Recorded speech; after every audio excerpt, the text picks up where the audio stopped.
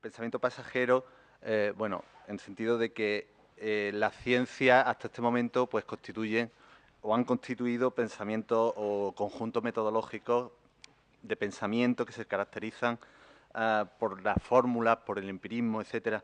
Sin embargo, también hay un pensamiento paisajero que es el que se ha ido desgajando, despejando de la filosofía, de la estética, de la ontología, de otras disciplinas. Y que al final ese pensamiento paisajero que se va desgajando, pues también construye un corpus de textos teóricos a lo largo de los siglos.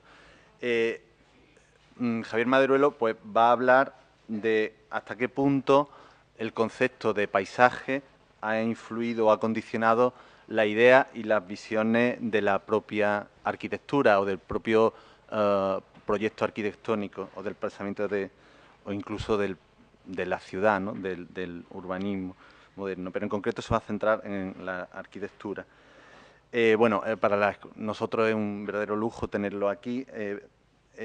Javier Maderuelo es doctor en arquitectura por la Universidad de Valladolid, es doctor en Historia del Arte por la Universidad de Zaragoza, es catedrático de Arquitectura del Paisaje por la Universidad de Alcalá de Henares, es crítico del diario El País, ha dirigido el programa Arte y Naturaleza de la Diputación de Huesca. Entre sus múltiples publicaciones también producidas durante estos últimos 2 años, bueno, pues destaca en el año 2005 el paisaje, génesis de un concepto, luego en 2008 la idea de espacio. Es también miembro del Consejo Editor de la revista Arte y Parte y en fin, nada más que darle la bienvenida, agradecerle su presencia aquí y adelante. Quiero empezar por felicitar a profesores y alumnos en el 10º aniversario de la fundación de la Escuela de Arquitectura de esta Universidad de Málaga y aprovechar la oportunidad que me brindan para hablar en este ciclo dedicado al pensamiento, para disertar precisamente sobre un tipo de pensamiento, sobre el pensamiento paisajero, tomando prestado un término acuñado por Augustin Berke para definir el paisaje, no como un residuo o como resultado de la acción, sino como producto de la reflexión intelectual. Pero no voy a seguir aquí los pasos de Berke en su conocido libro publicado en el año 2009 con este título, sino que una vez que me he apropiado del término paisajero, que tal vez a ustedes les llame la atención, voy a intentar hacer evidentes las relaciones entre paisaje y arquitectura a través del jardín y de las ideas que se han forjado en torno a él, recurriendo al pensamiento de los filósofos y a los conocimientos que nos han aportado los historiadores. El objetivo de esta conferencia es señalar las competencias que la arquitectura tiene en la composición de paisajes y jardines, así como apuntar de qué manera el concepto de paisaje ha condicionado las ideas y las visiones de la arquitectura.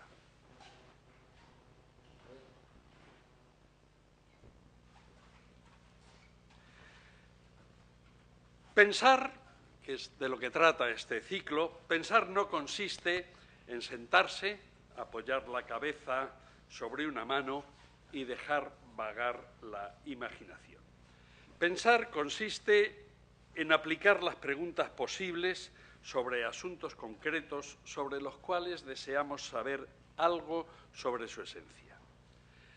El pensar reclama un método para formular correctamente las preguntas pertinentes y para destilar las respuestas razonablemente válidas.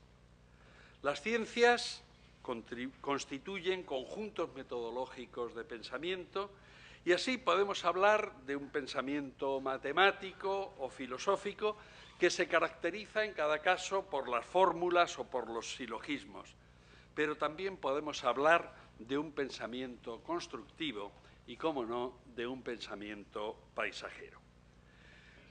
Muchas actividades humanas surgen de manera instintiva y la propia acción conduce a conformar una rutina del hacer que destila unos procedimientos depurados por la experiencia práctica. Pero cuando se formulan preguntas sobre la actividad y sobre los procesos, surge el pensamiento. Surge el pensamiento teórico que ayuda a comprender y mejorar aquella actividad sobre la cual se piensa. Por eso es importante pensar. Sin duda, la arquitectura surgió del intento vital de refugiarse de las inclemencias climáticas de manera segura y cómoda. Pero es a través de la reflexión intelectual, es a través del pensamiento, como el hombre es capaz de responder de forma lógica a las condiciones de la gravedad y a las cualidades de los materiales, ideando maneras y formas que permiten elevar altos techos, es decir, crear arquitectura. La arquitectura, sin embargo, no se reduce a un pensamiento lógico, constructivo, sino que participa también de un pensamiento simbólico que aporta dignidad y carácter a las obras construidas. Traigo aquí el ejemplo de la Porta Pía de Miguel Ángel en Roma para que ustedes comprendan qué es esa idea de la dignidad y el carácter. El hombre es el último ser de la creación, el último de los eslabones de la gran cadena de la naturaleza. Se diferencia de los demás seres por su capacidad para superar y controlar los instintos primarios. Esto lo consigue al ser consciente de dos fenómenos que para el filósofo Immanuel Kant constituían los a prioris de todo conocimiento. Esos dos fenómenos son el espacio y el tiempo. La consciencia de estas dos variables le permiten al ser humano prever los acontecimientos futuros, cosa que no pueden hacer las plantas ni los animales, al menos que no lo pueden hacer tal y como lo hacemos nosotros. De esta forma, el hombre puede prever el hambre y el frío y tomar precauciones ante ciertos peligros que se repiten de forma cíclica. El conocimiento de algunos fenómenos naturales relacionados con el paso del tiempo, como el crecimiento de las plantas y la necesidad continuada de alimentación, le conduce al hombre a desarrollar la agricultura. La previsión de posibles ataques de alimañas y la necesidad de defenderse de las inclemencias del clima, tales como los periodos fríos invernales y las lluvias anuales, así como la protección del producto que saca de sus cosechas, le conducen a la arquitectura. Agricultura y arquitectura son actividades parejas que vienen unidas a un fenómeno que define la forma característica e inequívoca al hombre. Eso es el habla, es decir, la capacidad de comunicación oral por medio de las palabras. Las palabras son los ladrillos con los cuales se construye el pensamiento. A través de esta capacidad de articular palabras, tal y como indicó el filósofo Jean-Jacques Rousseau en el discurso sobre el origen de la desigualdad de los hombres, el hombre impone su poder a otros hombres y también, a través de la palabra, impone su poder a la naturaleza. Vitruvio, 17 siglos antes que lo hiciera Rousseau, ya había escrito sobre el origen común de la palabra y de la construcción de la primitiva cabaña, que fue el hogar del hombre primitivo y que se convierte en un mito sobre el origen de la arquitectura. Esta cabaña, que está aquí representada en un dibujo de Viollet-le-Duc, representa además el dominio racional de los elementos de la naturaleza y a la vez el origen de la idea de la arquitectura como lenguaje. Es precisamente la articulación lingüística el vínculo que relaciona a la arquitectura con el pensamiento filosófico y que se expresa a través de las palabras. La palabra, con su sorprendente poder, permitirá la transmisión de la experiencia individual, generando la memoria colectiva, es decir, generando la historia que comenzó como un mito antes de convertirse en una ciencia. Así, en todas las culturas se detecta un origen mítico de conceptos como la naturaleza, el hombre, la agricultura y la arquitectura. En la cultura judio-cristiana, estos orígenes se reflejan en el contenido literario de un libro, el Génesis, que narra poética y alegóricamente la creación del mundo y el origen de la humanidad. Además, el Génesis es considerado el primer libro escrito, de tal manera que en su título, en la palabra Génesis, en todos los idiomas occidentales, proporciona la raíz de términos como genética, genealogía, es decir, es el más genuino sinónimo del origen o del principio de las cosas. En este libro se explica la existencia de un Dios que crea la luz, que crea el mundo, las plantas, los animales, al primer hombre y a la primera mujer. El mito de los primeros moradores de la tierra, representados en los personajes de Adán y Eva, se sitúa en el Edén, en un jardín plantado por el propio Dios que estaba provisto, y leo textualmente una breve frase del Génesis, de toda clase de árboles hermosos a la vista y sabrosos al paladar. Hasta aquí la cita. Cuando Dios creó al hombre, no lo depositó en una selva procelosa, sino en un jardín cultivado, en un lugar ordenado y placentero, en el que la humanidad no debía de sentir ni temor ni dolor. Este jardín, anterior a cualquier construcción humana, fue, según la mitología judeocristiana, el primer hogar del hombre. Para el arquitecto anglo-polaco Joseph Rydberg, este jardín o huerto es, y dice textualmente, en suma, una casa. Si la primera morada del hombre fue el jardín del Edén, este, como interpreta Rydberg, sería su casa.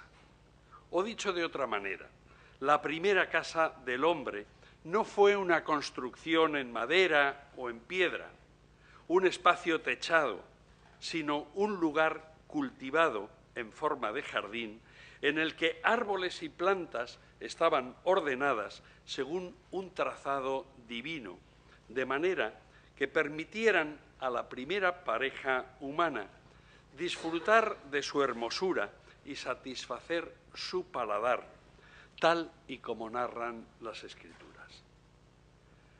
Dado el carácter sagrado que posee la narración bíblica, tanto en el Oriente hebraico como en el Occidente cristiano, el jardín del Edén ha excitado la imaginación de poetas, pintores y arquitectos de todas las épocas, planteando aquel primitivo jardín como un modelo ideal que es siempre necesario recuperar.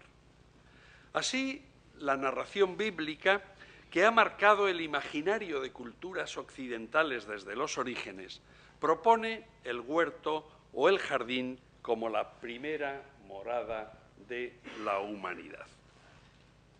A Adán, que vemos aquí representado en este cuadro de Bassano del Museo del Prado, le concedió Dios el don de la palabra, que se representa en este acto, en el acto de otorgar un nombre a cada uno de los animales y de las plantas.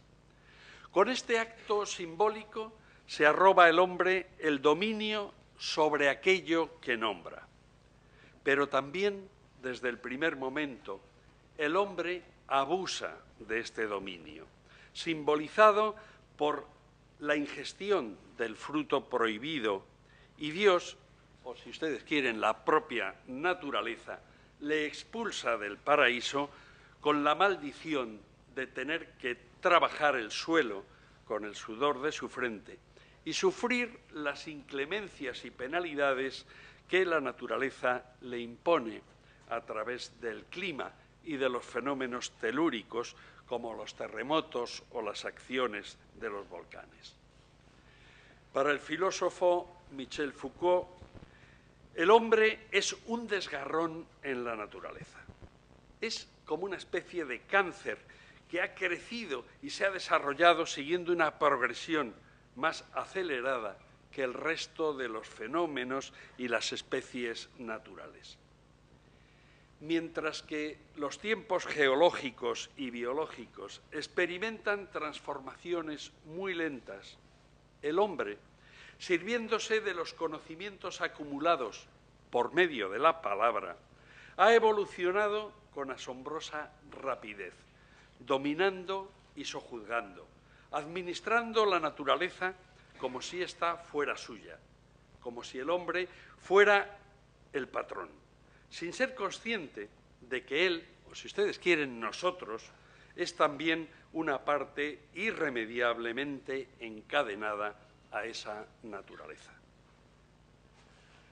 A través de la palabra, el hombre creó unos mitos, unas leyendas, unidos al temor de los dioses que deberían ser capaces de contener o frenar estos apetitos desordenados y los instintos devastadores por medio de castigos propiciados por la propia naturaleza, como los terremotos, las plagas o el rayo destructor. Surge así el mito del trabajo como uno de los castigos divinos. El hombre tiene que trabajar la tierra con sudor, con esfuerzo para conseguir el sustento diario. Aquí se asienta el mito del origen de la agricultura, ya que el ingenio y la experiencia le conducen a procurar una geometría productiva basada en el mínimo esfuerzo. La agricultura, que surgió como una actividad humana que pretende el aprovechamiento racional de los productos del campo, tiene por objeto ordenar los cultivos, roturando el suelo según líneas de trazado sencillo, cuyo objetivo es hacer más económica la irrigación del suelo y más fácil la recolección de los frutos, procurando el mayor rendimiento de los esfuerzos que se realizan. Estos objetivos de la agricultura han destilado una geometría de trabajo que se asemeja a la utilizada por la arquitectura, arte que sigue una lógica constructiva basada también en la razón geométrica, que en un principio surge de la economía estructural, de esa economía de conseguir cubrir la mayor luz con la mínima cantidad de material.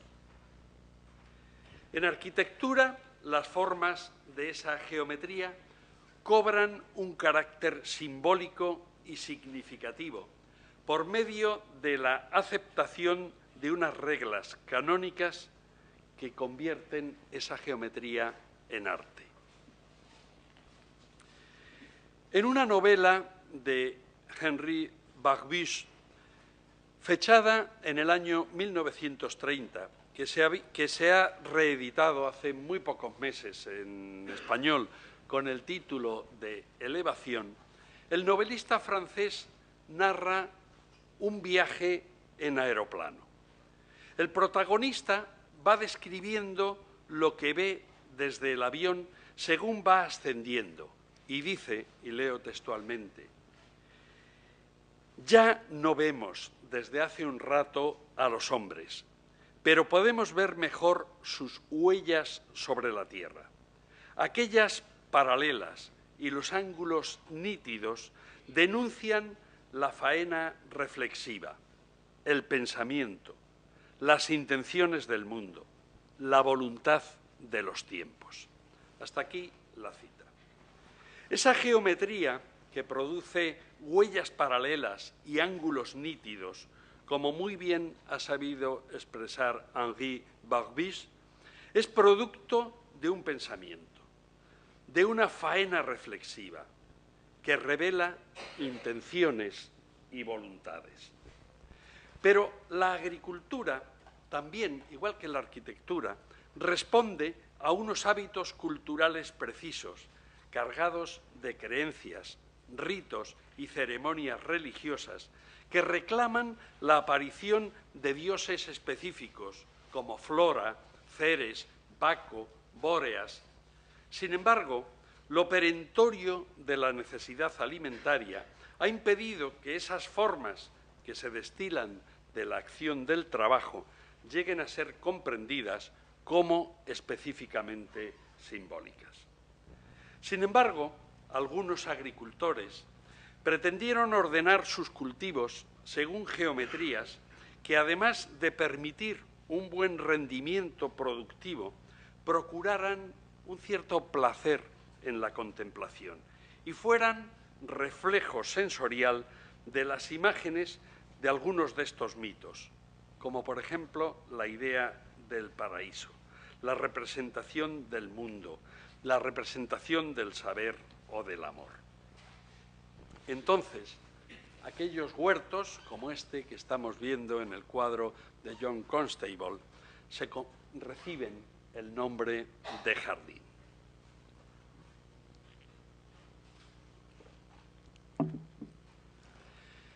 De la misma manera que el mito dominó la construcción de aquella cabaña primitiva con la cual defenderse de los ataques de la naturaleza, Vitruvio en el siglo I, Filarete en el siglo XV, el abate Loger en el siglo XVIII o Claude Nicolas Ledoux, que es el autor de esta imagen, entre otros muchos teóricos de la arquitectura, se hacen ecos de ese mito y de las cualidades métricas y geométricas que por decoro y por costumbre, como escribe Vitruvio, deben tener las construcciones arquitectónicas. Precisamente, la persecución de estas cualidades míticas del decoro, la geometría, la firmitas, la utilitas y la venustas, darán origen al jardín, un lugar basado en el mito del paraíso, en el cual poder habitar disfrutando de árboles hermosos a la vista y sabrosos al paladar, sin temor de los peligros de esa feroz naturaleza. El mito de la recuperación del paraíso perdido se entrelaza con el mito de la representación de la heterogeneidad del mundo. De esta manera, el jardín se convirtió en un espacio de representación, en una especie de Aleph, ya que pretende ser el lugar donde se hallan todos los lugares o donde transportarse a otros lugares. En este sentido es lo que Foucault llamaba un heterótopo. Y ese heterótopo lo podríamos contemplar en Kew Gardens, que es donde está tomada esta fotografía. En Kew Gardens existían, no existen ya porque se quemaron, solo queda este vestigio, pero existían una pagoda, una alhambra, un templo griego, una mezquita y una ruina romana. El ejemplo más sencillo de esta pretensión de espacio desdoblado es el del laberinto. Cuando uno penetra en un laberinto, penetra en un espacio acotado, cuyos límites, como en esta fotografía, se aprecian visualmente desde fuera. Este espacio se dobla y se desdobla sobre sí mismo hasta convertirse en infinitos pasajes que, por medio de juegos geométricos, convierten el pequeño espacio acotado en un camino infinito del que se tarda una enorme cantidad de tiempo en conseguir salir, perdiendo, además, en su interior las nociones de dirección y de orientación. Los antiguos jardines persas, de los que conocemos su trazado por la representación en antiguas alfombras, por las descripciones literarias y por los restos arqueológicos, aquellos jardines persas se dividían en 4 partes por medio de 4 acequias que representaban los 4 grandes ríos y mares que hasta entonces eran conocidos. Esto dio origen a una geometría hermética, simbólica, que se desarrolla paralelamente a la geometría que rige los órdenes arquitectónicos y que rige también el trazado de las ciudades, que se caracterizan por estar ordenadas siguiendo 2 direcciones perpendiculares que se cruzan, según los puntos cardinales, conformando 4 barrios, 4 riones, 4 regiones o riberas del camino que, en el caso del jardín, representan claramente los 4 continentes conocidos en la Edad Media. De la misma manera, en los jardines de los claustros medievales, cada uno de los 4 cuadros responde o respondía a un tipo de plantación y se diferenciaban por el color de sus flores y por la textura de su vegetación. La feliz unión entre arquitectura y agricultura la encontramos desarrollada en la Roma del Imperio, donde los terratenientes construyeron villas desde las que dominar sus propiedades agrícolas y además poder controlar los cultivos. Algunas de estas villas rurales estaban rodeadas por jardines, por cultivos de carácter ornamental, que no tenían ninguna función productiva y que pretendían generar espacios placenteros, lo que en latín conocemos con el término locus amoenus. En algunos casos, incluso algunas grandes villas se construyeron como si fuera un gran jardín. Este es el caso de la Villa Adriana en Tívoli, que es la imagen que tenemos aquí, o de Piazza Armerina en Sicilia. Villa Adriana no solo domina la enorme y fértil vega del río Tíber, sino que se concibió como un lugar de la memoria, en el cual el emperador Adriano rinde culto a su amante Antínoo. Para ello construyó, por medio de pabellones, estanques, alineaciones de árboles y estatuas, belvederes, hipódromos y trazados vegetales, un espacio en el que sustentar el recuerdo de aquellos lugares donde disfrutó con su efebo Antínoo. Por ejemplo, este estanque, denominado Canopo, toma este nombre porque representa la región homónima de la delta del Nilo, que es el lugar donde el emperador conoció a Antínoo. Vemos pues aquí también una especie de ejemplo de heterotopía, de un lugar traspasado a otro lugar.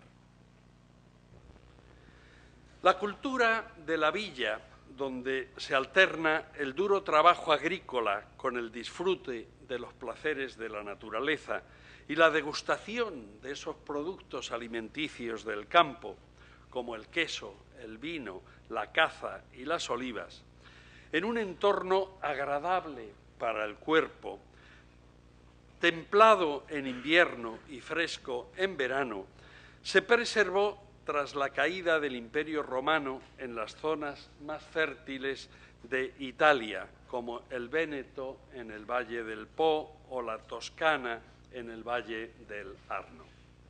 Esta cultura de la villa reapareció con renovada fuerza cuando los poetas y filósofos eruditos del Renacimiento empezaron a sentir el placer de leer a Virgilio, a Ovidio, a Terencio. Esos poetas que exaltaron las virtudes de la vida en el campo frente al bullicio malsano de la ciudad. Los que narraron los amores entre pastores y pastoras de una supuesta Arcadia feliz, con la voz y el metro de las grandes epopeyas clásicas, elevando esos temas cotidianos a la categoría de gran poesía. La familia Medici en Toscana y los nobles propietarios vénetos transformaron las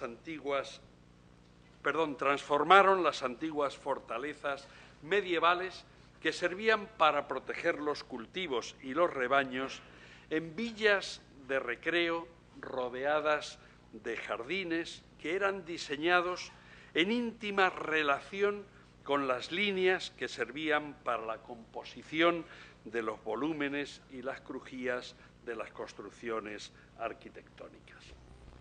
Andrea Palladio desarrolló todo un ciclo tipológico de construcciones rurales en las que la arquitectura llega a uno de sus puntos álgidos, siendo perfectamente consciente de la necesidad de integrar la arquitectura en el lugar, construyendo a favor del entorno, como muestra en el libro segundo de sus 4 libros de arquitectura, donde ofrece consejos sobre cómo ubicar las villas con respecto a los ríos, a los vientos, a los valles y a los montes, aprovechando el soleamiento y aprovechando, por supuesto, también las vistas.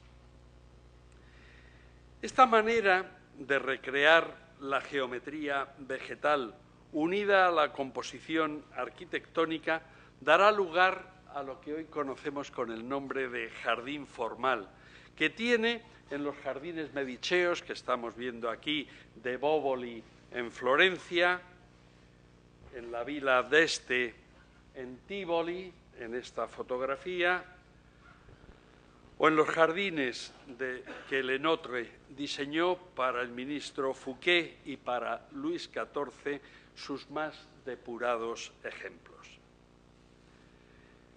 En estos ejemplos, los árboles y arbustos, los setos y las flores, las estatuas y los estanques se someten a un riguroso orden formal de raíz geométrica que llega a tallar los árboles con figuras platónicas, generando los principios de lo que conocemos como arte topiaria.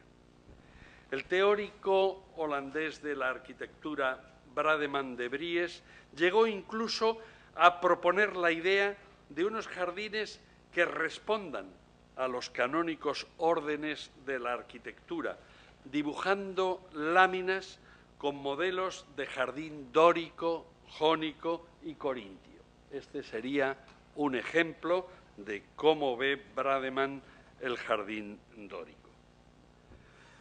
De la misma manera que el cantero talla las piedras para construir un arco o el escultor cincela una estatua, el jardinero maneja la azada y la tijera para poder crear estos muros vegetales en los que se cierran recintos y se abren puertas y ventanas, sometiendo la irregularidad de la naturaleza a los principios cartesianos de la geometría, sojuzgando, por lo tanto, la naturaleza a los caprichos del arte. En todas las latitudes y culturas ha habido una voluntad de hacer arquitectura, es decir, de construir siguiendo unas normas y unas formas que convierten a ciertos edificios o elementos constructivos, como arcos, columnas, capiteles, frontones, en símbolos de carácter universal. También en todas las culturas, desde sus orígenes, se ha desarrollado una idea de jardín, de roturación del terreno y de ordenación del cultivo, de plantas que con carácter religioso o mitológico crean territorios sagrados donde enterrar a los muertos, donde honrar su memoria, terrenos sagrados y acotados donde habitar los dioses o los espíritus, pasando por los jardines de meditación, como los jardines zen budistas, o bien dedicados al conocimiento, como fueron los jardines de Academo en la Grecia clásica o de Lastanosa en la Huesca renacentista, donde se desarrollaba el ejercicio filosófico, incluso llegando hasta los actuales parques temáticos en los que se excita la imaginación y se provocan sensaciones físicas a los visitantes.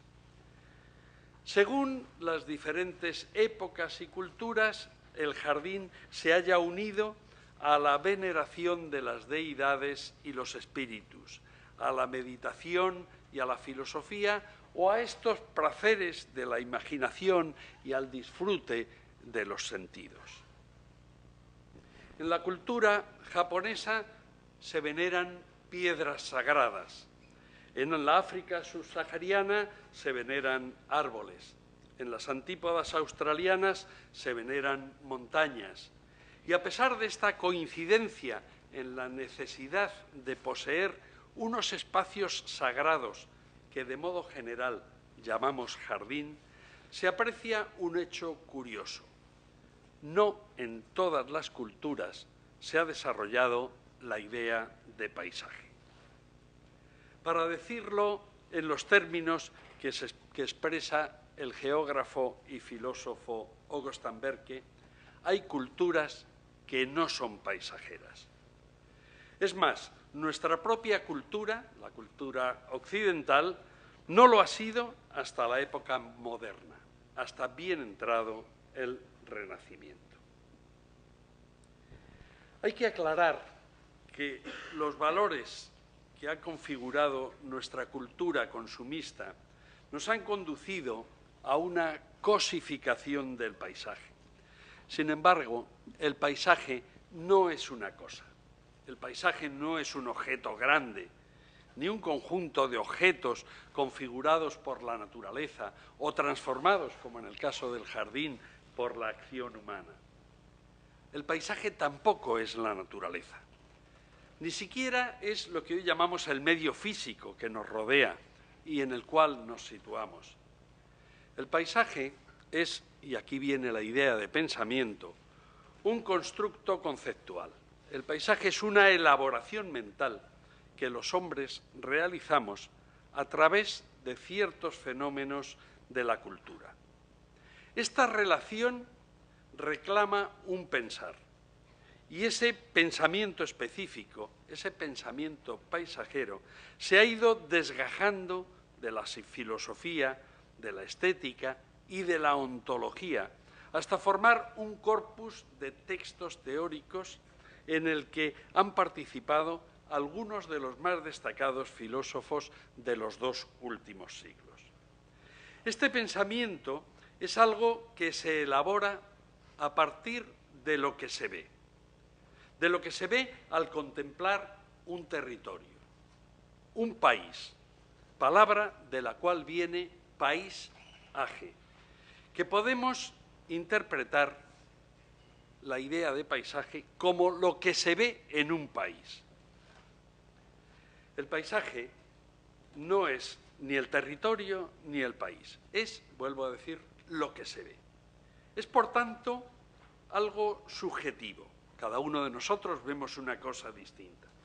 Es una interpretación realizada sobre una realidad que viene determinada por la morfología de los elementos físicos que lo configuran, pero en la que intervienen factores estéticos que le unen a categorías como la belleza, lo sublime, lo pintoresco, lo maravilloso, incluso lo patético, y a factores emocionales que tienen que ver con los estados de ánimo de quien en cada momento contempla ese territorio. El arte paisajista, basado en estos valores estéticos y emocionales, alcanzó su punto álgido en el romanticismo, cuando poetas y pintores tomaron el paisaje como un tema para expresar sus propios estados de ánimo. Así, el pintor John Constable decía: para mí pintar paisajes es otra manera de decir sentir.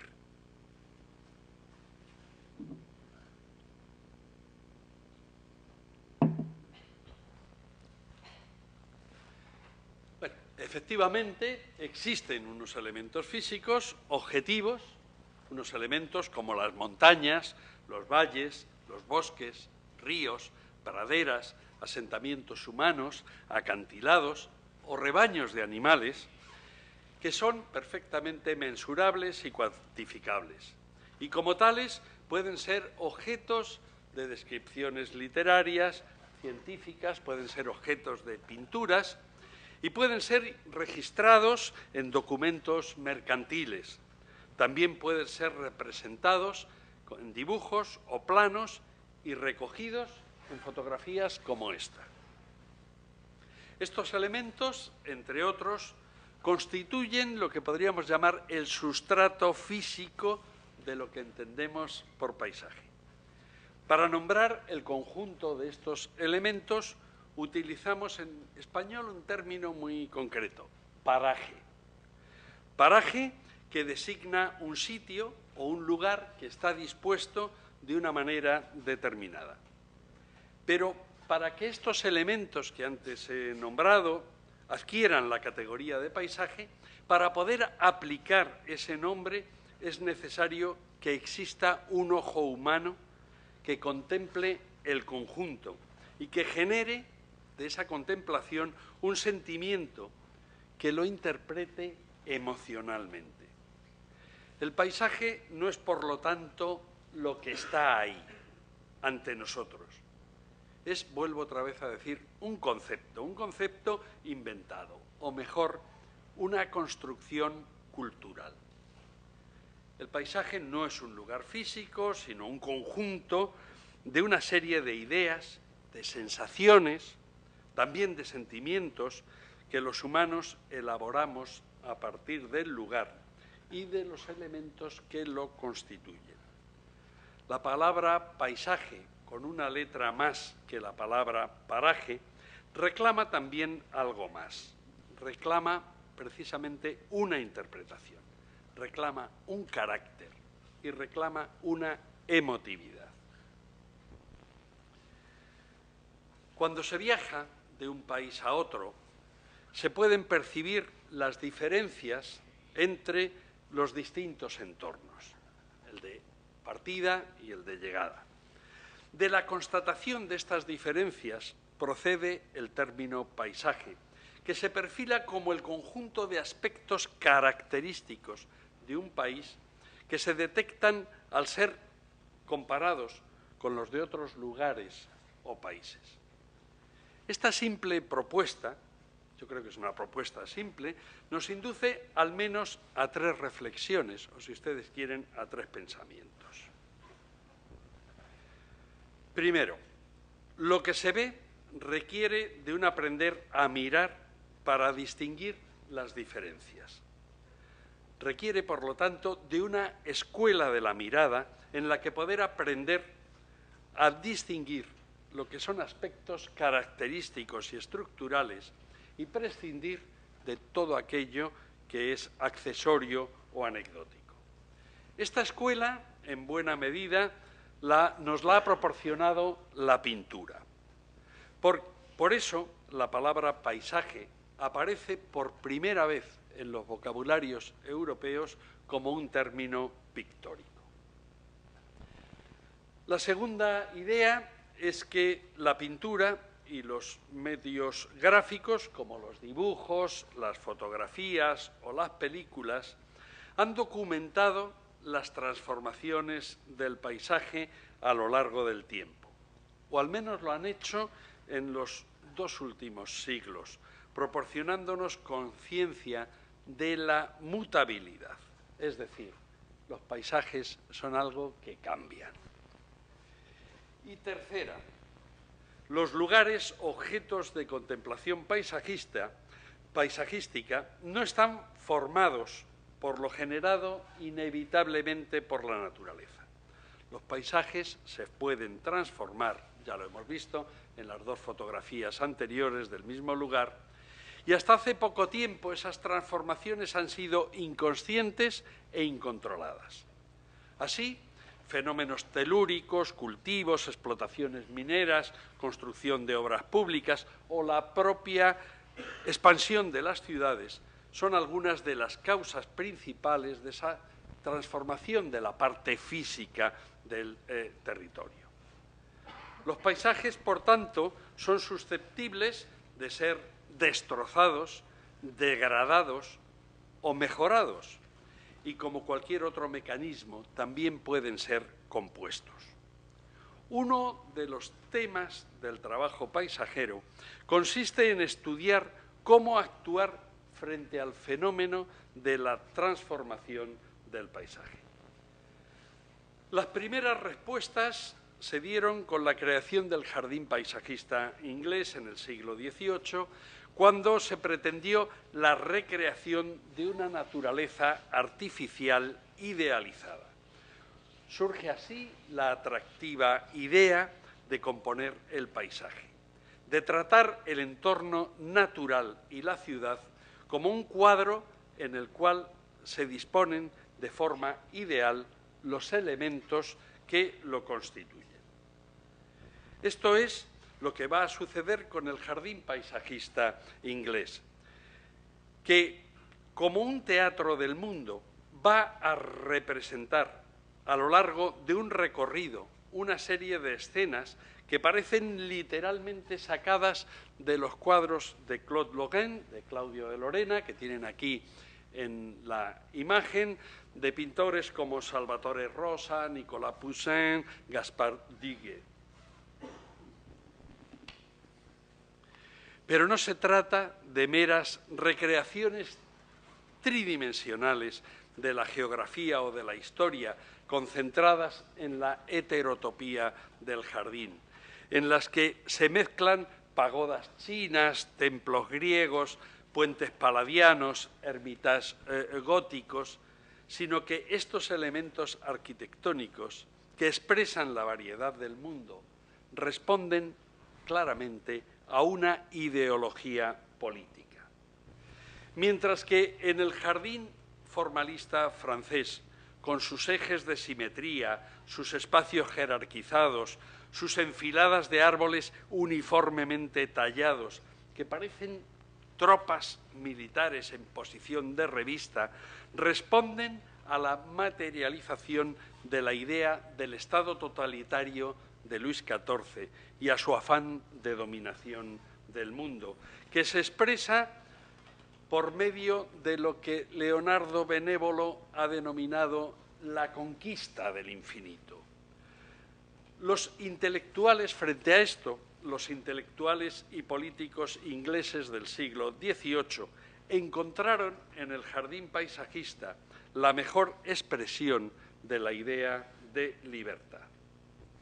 Hacia 1720, como consecuencia de las ideas filosóficas y políticas que se mueven en Gran Bretaña, los ingleses se rebelaron contra esa tiranía de las jerarquías barrocas y tomaron el camino de lo que hoy conocemos como jardín paisajista.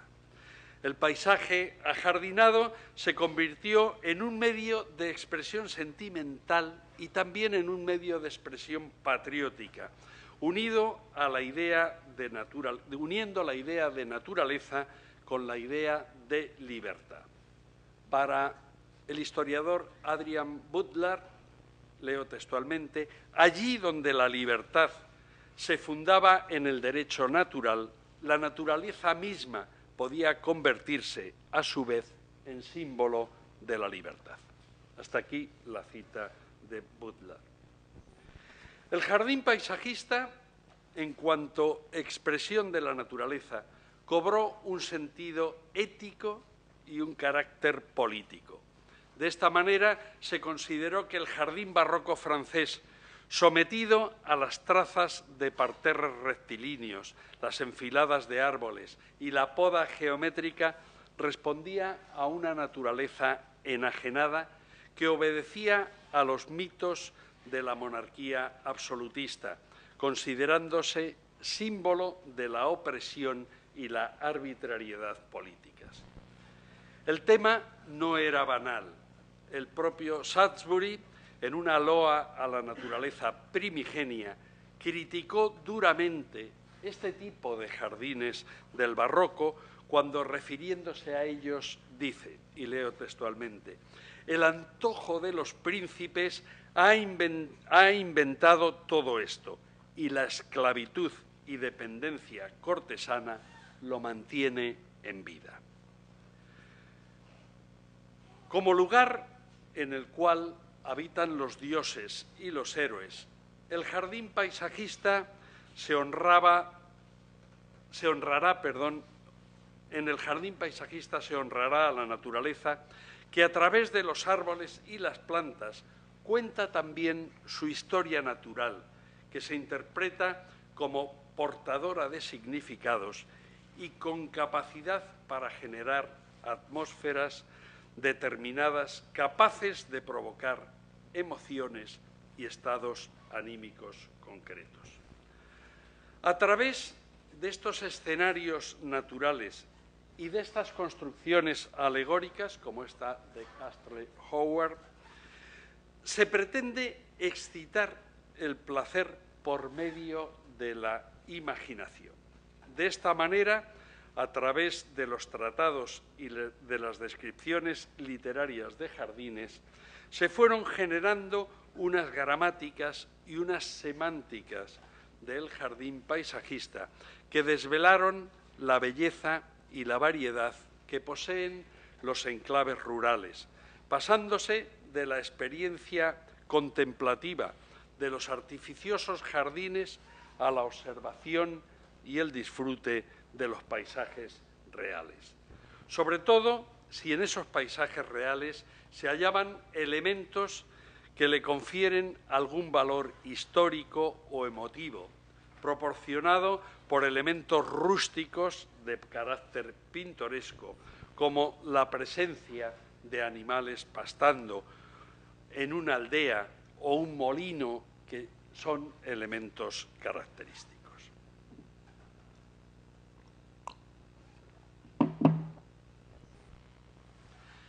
Una vez que el concepto paisaje se ha aceptado como idea, se ha extendido de la contemplación del medio rural a la contemplación del medio urbano, ayudando a la configuración de los espacios de la ciudad. El espacio de la ciudad barroca, por ejemplo, tienen aquí la Piazza de San Carlo en Turín, es un espacio teatral, configurado por plazas que son como cajas escenográficas o por calles y avenidas que se enmarcan apoyándose en ejes perspectivos. De la misma manera que los paisajes rurales están formados por montañas, ríos, etc., los paisajes urbanos se componen con elementos arquitectónicos como plazas, avenidas, calles, parques, fuentes, muelles, monumentos, torres, chimeneas, edificios singulares y también edificios anodinos, mobiliario urbano, construidos con materiales, colores y apariencias muy diferentes, que a su vez presentan infinitud de formas, dimensiones, perspectivas y ordenaciones, ofreciendo cada conjunto urbano una enorme diversidad. Así, cada paisaje urbano posee un carácter determinado que lo identifica. Todos ustedes saben de dónde he sacado esta fotografía. Esto nos conduce a la enunciación de una teoría del carácter en la arquitectura, tema que fue ya enunciado por Quatremer de Quincy en su diccionario de arquitectura a principios del siglo XIX. El conjunto de formas y disposiciones de un edificio o de un espacio urbano configuran un carácter, como el conjunto de rasgos de un rostro conforman la figura característica de una persona. La consolidación de la idea de paisaje cambió la mirada sobre la ciudad y de la misma manera que se transforma el jardín, la ciudad desde el siglo XIX se empieza a plantear con criterios que apuntan a generar una idea del carácter y de la interpretación visual. La ciudad ya no podrá ser producto de un mero agregado, surgido de la sucesión de construcciones de una casa tras otra, sino que reclamará unos principios de lo que se llamaba hace un siglo arte civil o ciencia urbanística, capaces de llevar a cabo la composición de enclaves y de recorridos. Surgió así la idea de la promenade, del paseo, término con el que denominó Adolphe Alphand sus trabajos de ambientación en el París del barón Haussmann. De esta manera, de la misma forma que las gentes empezaron a encontrar placer en dar paseos desinteresados por el campo, que proporcionan la contemplación de los fenómenos de la naturaleza, se puso de moda en la segunda mitad del siglo XIX el paseo por la ciudad, el salir simplemente a mirar.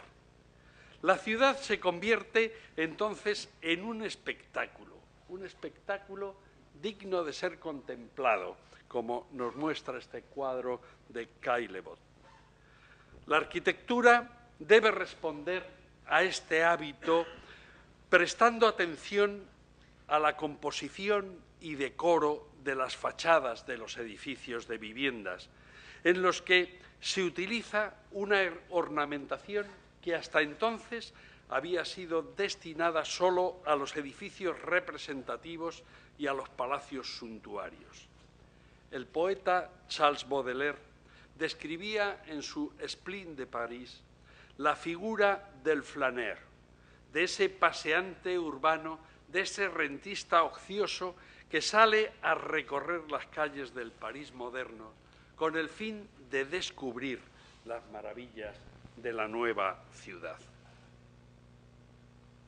Para descubrir estas imágenes de París.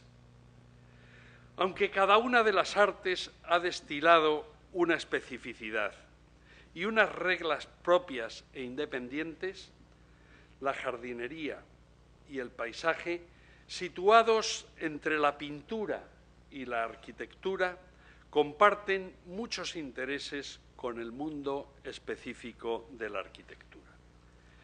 Espero que a través de esta conferencia hayan quedado claras las enormes competencias que la arquitectura tiene sobre la composición de paisajes y jardines, así como de qué manera el concepto de paisaje ha condicionado las ideas y las visiones de la arquitectura en estos últimos siglos. Muchas gracias a todos por su atención.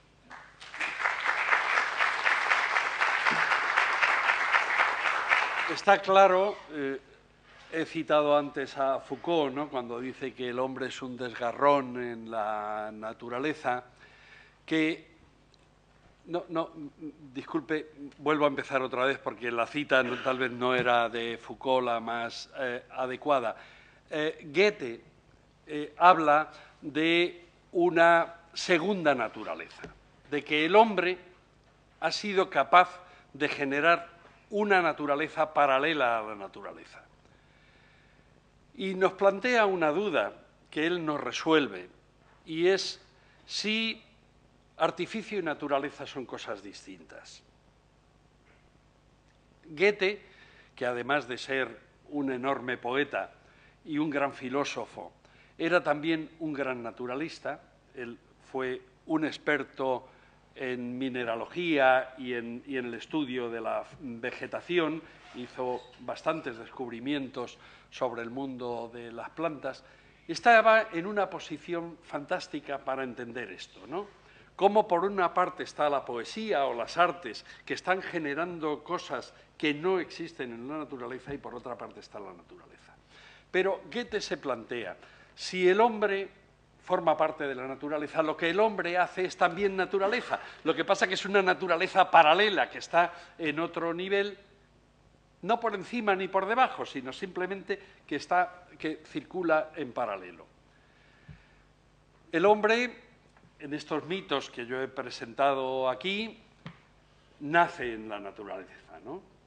Pero hoy día, y desde hace aproximadamente unos 10 años, más de la mitad de la humanidad está viviendo en territorios urbanos donde esa naturaleza ha sido radicalmente transformada.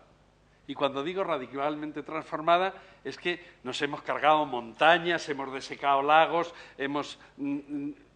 Ahora me enseñaban cuando he llegado aquí a este edificio que el agua del mar llegaba hasta los cimientos de este edificio, ¿no? Y hemos alargado el territorio y estamos generando efectivamente otra naturaleza.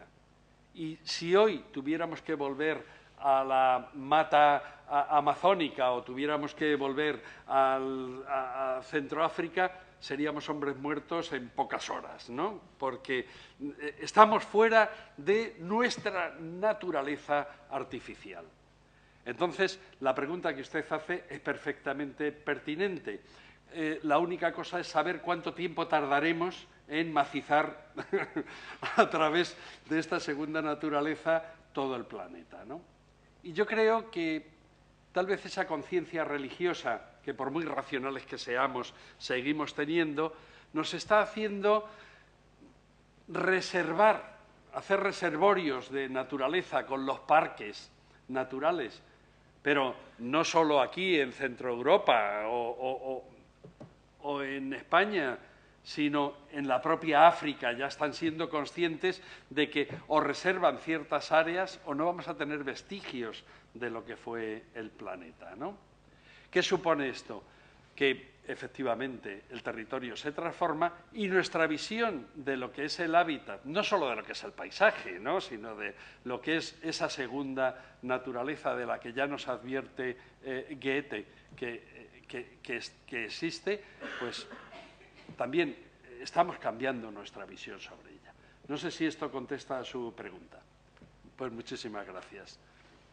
Mira, no había pensado en Goethe y ahora su pregunta me hace sacarlo aquí a colación.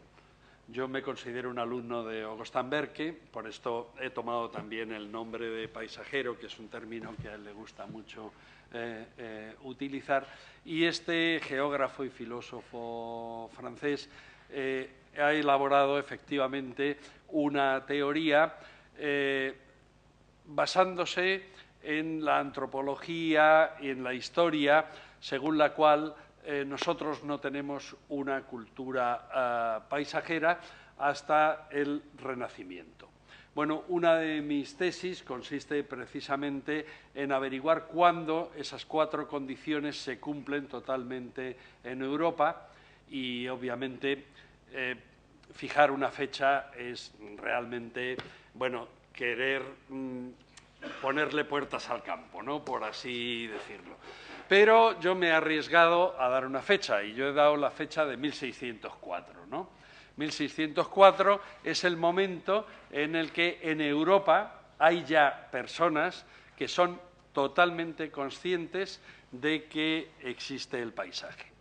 En ese momento hay efectivamente una literatura que son estos poetas del Renacimiento que han leído a Virgilio, a Ovidio, a Terencio y que desarrollan toda una literatura neopastoril en la cual empiezan a hacer descripciones de elementos placenteros de la naturaleza y generan ese locus amoenus al cual me he referido. En ese momento hay también unos pintores que empiezan a pintar lo que ven en el campo, abandonando la idea de historia. Ojo, porque podemos ver cuadros muy anteriores en los que hay como fondo un territorio, porque la escena transcurre en el campo y entonces, bueno, pues tienen que pintar algo en el fondo, no lo van a dejar como hacían los medievales, dorado o con un fondo neutro. Sin embargo, en 1604 se pinta o se dibuja por primera vez con intención emotiva, y esto es importante también, no simplemente por hacer un apunte, unos dibujos que hace Goltzius en los cuales representa las afueras de la ciudad de Haarlem. Y esto es importante porque Haarlem es la ciudad donde surge el paisaje, donde se generan escuelas de talleres, mejor dicho, que generan una escuela de paisajistas. Ese año también se publica un libro donde por primera vez aparece en holandés la palabra landschap, que significa paisaje. Y, bueno, los filólogos dicen, no, esa palabra ya antes se utilizaba tal vez en alemán, pero se utilizaba para otras cosas, no para referirse a la idea del disfrute en la contemplación, en este caso no de los territorios, sino de los cuadros, de los fondos que aparecen en los cuadros. Y, por supuesto, la primera de las condiciones de Berke se cumplía ya, que era la de que existieran jardines para la delectación, es decir, no para obtener patatas o para obtener frutos comestibles. No sé si con esto aclaro lo que me preguntas.